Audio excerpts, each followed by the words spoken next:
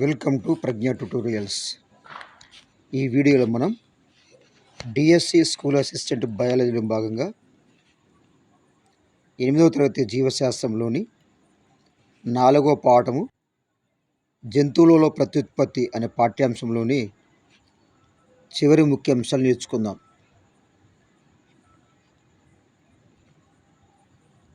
Right. పిల్లలకు జన్మనిచ్చే ఆవు,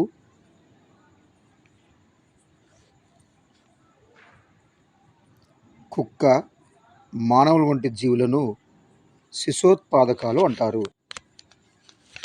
పిల్లలకు జన్మనిచ్చే ఆవు, కుక్క, మానవుల వంటి జీవులను శిశోత్పాదకాలు అంటారు.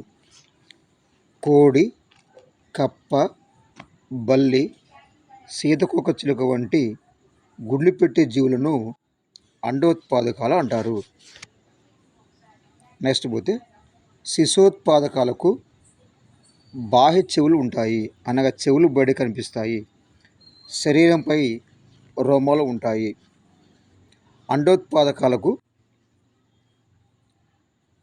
చెవులు బయటికి కనిపించవు, అదేవిధంగా శరీరంపై రోమాలు కూడా ఉండవు.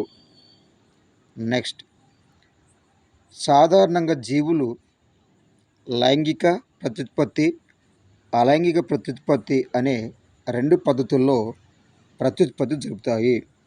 సాధారణంగా జీవులు అనేవి 2 రకాలుగా ప్రత్యుత్పత్తి జరుపుతాయి. అవి 1 లైంగిక ప్రత్యుత్పత్తి, 2 అలైంగిక ప్రత్యుత్పత్తి.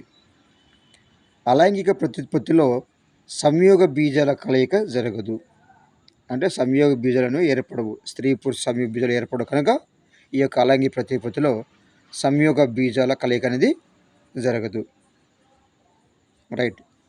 అలైంగిక ప్రత్యుత్పత్తి సాధారణంగా సూక్ష్మజీవుల్లో జరుగుతుంది. అలైంగిక ప్రత్యుత్పత్తి అనేది సాధారణంగా సూక్ష్మజీవుల్లో జరుగుతుంది. ద్విధా విచ్ఛత్తి, కోరకీభవనం మొదలగునవి అలైంగిక ప్రత్యుత్పత్తిలో సాధారణంగా కనిపించే విధానాలు. అలైంగిక ప్రత్యుత్పత్తిలో ప్రధానంగా ద్విధా విచ్ఛత్తి, అదేవిధంగా కోరకీభవనం కనిపిస్తాయండి. ఇవి సాధారణంగా కనిపించేటువంటి అలైంగిక ప్రత్యుత్పత్తి విధానంలోని ఈ యొక్క ద్విధా విచ్ఛత్తి, కోరకీభవనం. హైడ్రాలో కోరకీభవనము జరుగుతుంది. దీన్నే బడ్డింగ్ అని కూడా అంటాం. హైడ్రాలో కోరకీభవనము, అమీబాల్ ద్విధా విచ్ఛత్తి ద్వారా అలైంగిక ప్రత్యుత్పత్తి జరుగుతూ ఉంది. హైడ్రాలోని కోరకీభవనము, అదేవిధంగా అమీబాలో ద్విధా విచ్ఛత్తి అనేటువంటి అలైంగిక ప్రత్యుత్పత్తులు జరుగుతాయి.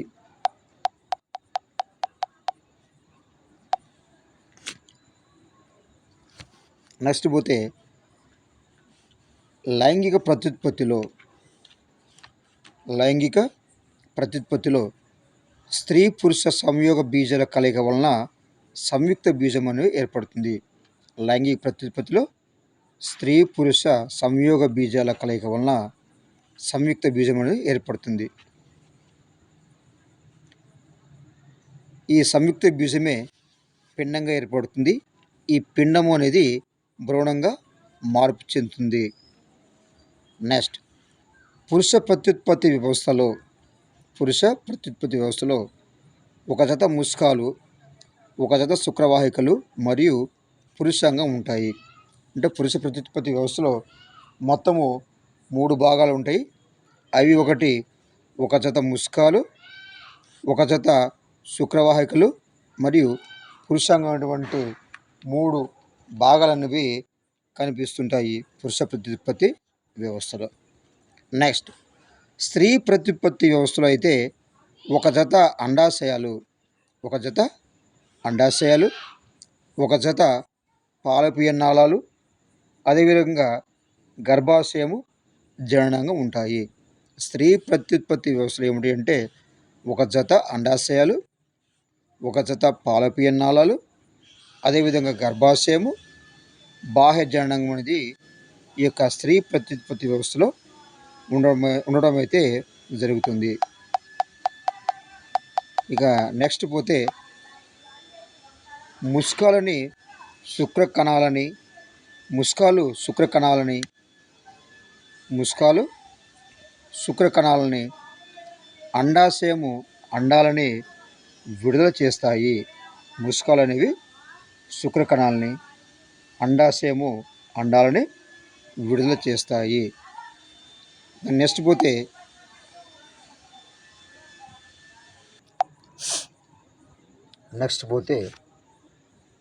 ముస్కాలు అనేవి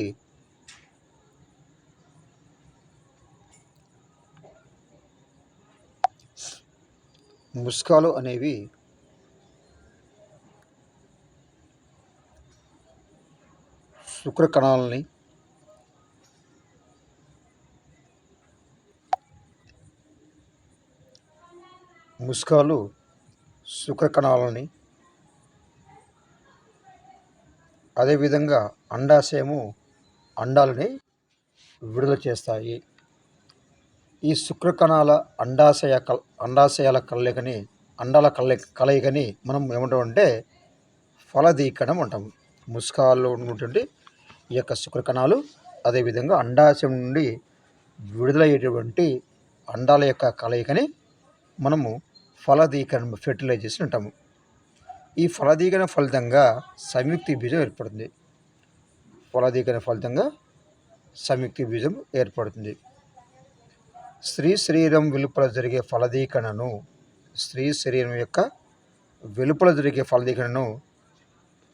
బాహ్య ఫలదీకరణం అంటాం.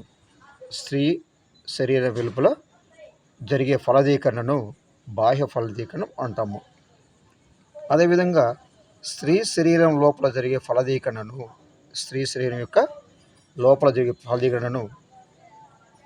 మనము అంతర్ఫలదీకరణం అంటాం.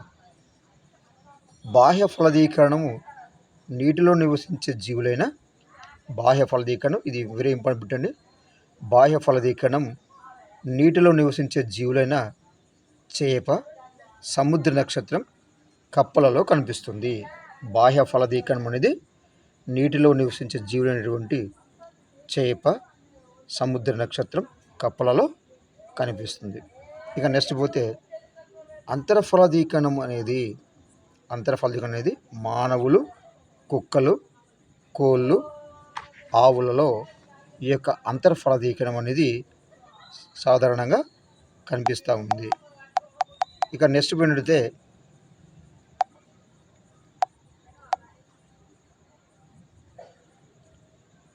ఫలదీకరణం వలన పిల్లలకు తల్లి నుండి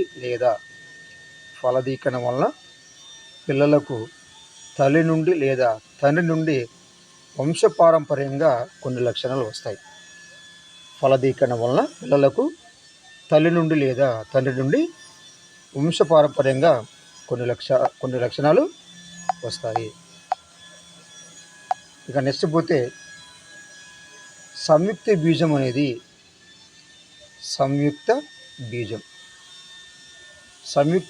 అనేది చాలాసార్లు విభజన చెంది పిండంగా ఏర్పడుతుంది.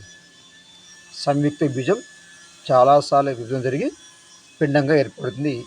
ఈ పిండం అనేది స్త్రీ గర్భాశయ కుడ్యానికి అంటిపెట్టుకొని అభివృద్ధి చెందుతుందండి. స్త్రీ గర్భాశయ కుడ్యానికి ఈ యొక్క పిండం అంటిపెట్టుకొని అభివృద్ధి చెందుతుంది. ఈ విధంగా పూర్తిగా ఎదిగిన లేదా అభివృద్ధి చెందినటువంటి ఈ యొక్క పిండాన్ని మనం అంటే భ్రూణం అంటాము. అంటే స్త్రీ పురుష బీజ కణాల కలయిక ద్వారా ఏర్పడిన సంయుక్త బీజము అనేక సార్లు విభజన చెంది పిండంగా ఏర్పడుతుంది. ఈ పిండం అనేది గర్భాశయ కుడ్యంగా అంటిపెట్టుకుని అభివృద్ధి చెందుతుంది. ఈ యొక్క పిండం అనేది భ్రూణంగా ఏర్పడుతుంది. అంటే పూర్తిగా వేగినటువంటి ఈ పిండాన్ని మనం భ్రూణం అంటాం. నెక్స్ట్, ఒక లార్వా వివిధ మార్పులకు లోనై చివరగా ప్రౌఢజీవిగా రూపొందుటను రూపవిక్రియం అంటామండి. ఏమంటాం? ఒక లార్వా అనేది వివిధ మార్పులకు లోనై చివరగా ప్రౌఢజీవిగా రూపొందుటను రూపవిక్రియం అంటారు.